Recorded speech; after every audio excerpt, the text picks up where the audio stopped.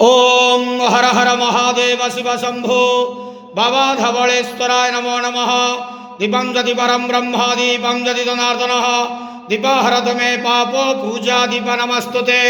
बाबा धवलेश्वर महाप्रभु संसार सुखी रखंतु। आज पवित्र फाल्गुन मास प्रतिपदा शुभ गुरुवार रे समस्त श्रद्धालु भक्त मानक आशीर्वाद करंतु। मनस्कामना पूर्ण करंतु। कर्म क्षेत्रोन्नति करंतु। ग्रह निष्ठमान खंडन करंतु। जगतर मंगल करंतु। विश्वर कल्याण करंतु। आपणकर नाम प्रकाश करंतु। सेवकर डाक श्रवण करंतु। समस्त गुआवसा भक्त मानकर मनस्कामना पूर्ण करंतु। हे बाबा धवलेश्वराय नमो नमः। संसार सुखी रखंतु आनंद गेवार। हरि बोलो।